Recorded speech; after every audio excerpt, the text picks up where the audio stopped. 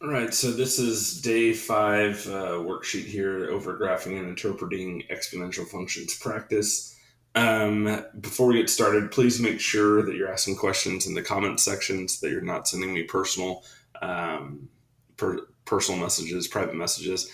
I'm not going to see those, and yet I still get notices from people that say that they're sending them that way. Please don't do that. Thank you. All right. As a reminder, we're working with exponential functions. Whenever we have something like f of x is equal to a times b to the power of x, right?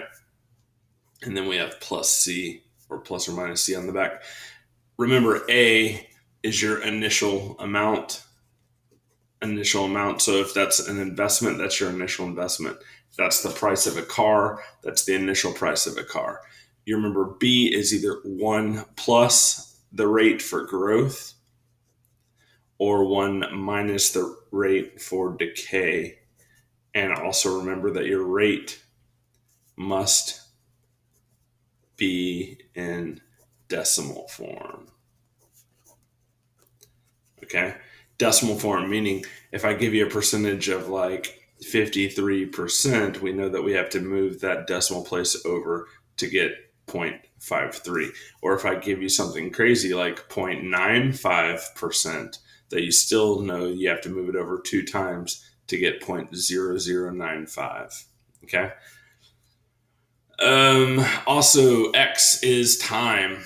Time. That is what everything is being raised to the power of. Time is could be dates, could be hours, could be minutes, whatever it is, whatever they're talking about. That is the amount of time. And then C, we also call that your asymptote.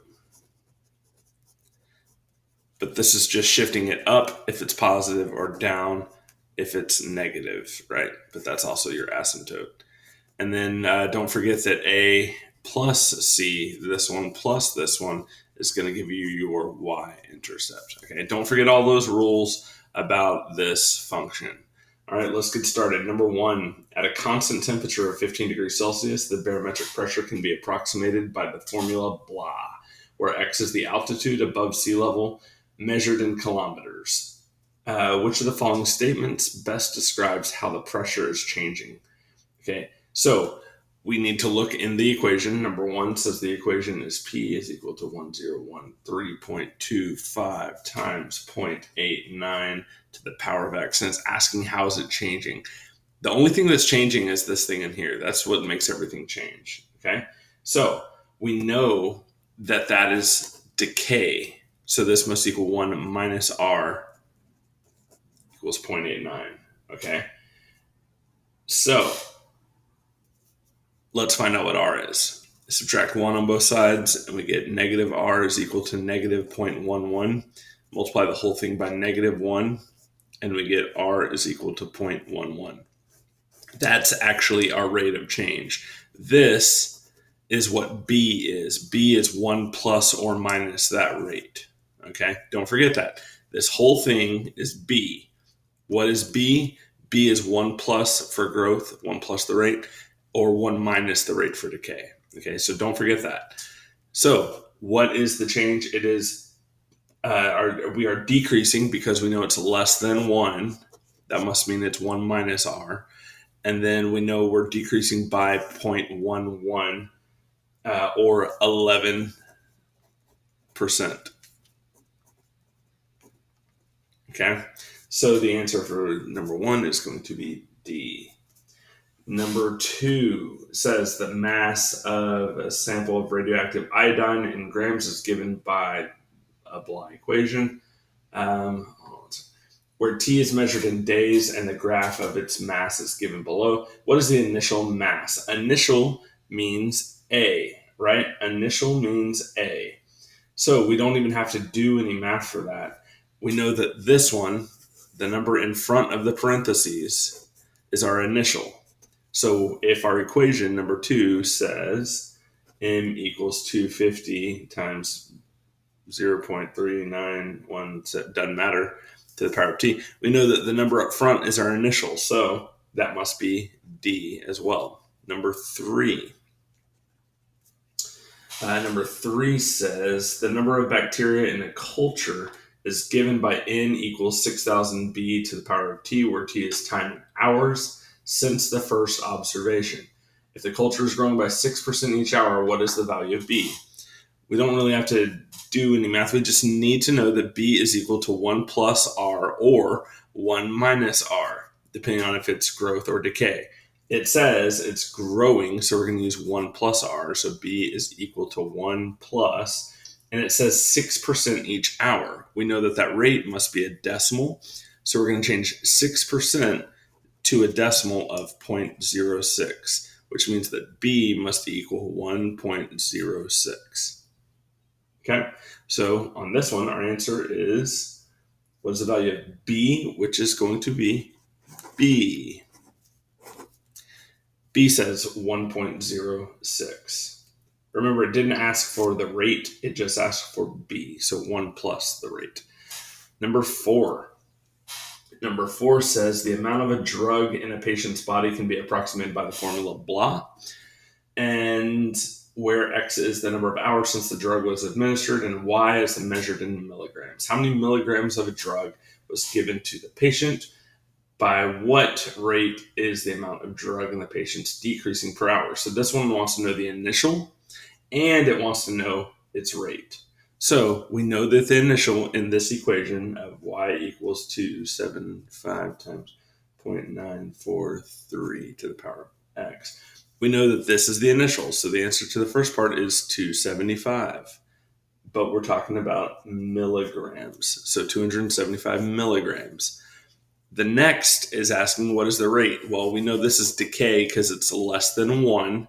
So we know 1 minus r is equal to 0.943. Subtract 1 on both sides, and we get negative r is equal to negative, what is that, 0.057. Now multiply the whole thing by negative 1, and we get r is 0.057. Now we have to, it's asking for a percent, so now we have to move the decimal over 2 times. 1, 2 to put it back in percent, and we know that that is 5.7%. 5.7%. Number 5. Number 5 says the graph of blah represents the balance of a bank account T years after its opening. Its graph shown below. It says by what percent does each balance increase each year? We don't even need to read the graph in this situation. We just need to find the rate, right? So we know that 1.05 is equal to B, right? And we know that B, whenever we're talking about growth, because you wouldn't leave something in a bank account if it decayed. So we know it has to be growth. Plus, we see that it's 1.05, so we know that that's growth because it's greater than 1. So now we're going to substitute and say 1.05 equals 1 plus r. Subtract 1 on both sides, and we get 0.05 is equal to r. Well, we need to know what that is in decimal or in percentage, so we move it 2 times over, and we get 5%, which is A. All right, number 6 says the number of bacteria in a culture is given by the equation blah, where t is measured in hours. How many bacteria were present initially? This is just asking for an initial. So if our equation is n equals 8 times 4 to the power of t, we know that this is our initial. So we know that our initial number of bacteria was 8. A. Number 7, I think this is the last one, right? Yes, number 7. What statement best describes the equation blah if t is measured in months? Okay, so we have to describe, number 7, we're asking to describe this equation. So before we get carried away by looking at the options, we know that the initial is 25. We know that we're talking about growth. We're talking about growth, 1 plus r. We know that r is going to be equal to 0.4 or 40%. And then they said t is measured in months. All right. So this is everything we know about it before we even look at the options. So A says, let's see, A, B, C, and D. A says initially the value of P is 1.4 and P is increasing by 25% each month. False. That's just plain old false. We know that this is the initial and this is our growth rate. Okay. B says initially the value of P is 1.4 and P is increasing by 25 each month. False again. We know that that is not our initial. We know our initial is 25. C, initially the value of P is 25, true, and P is increasing by 140% each month. No, 140% is not our rate. Remember our rate, it's 1 plus our rate. 1.4 is equal to 1 plus our rate. So that one's out of the question. And D, initially the value of P is 25 and P is increasing by 40% each month. So yes, that is correct. Our answer is D. All right. Yeah. Make sure you watch the lesson video today. I'm going to start off by telling you a couple of changes that's going on in Tomball ISD. So stay tuned. Y'all have a great day.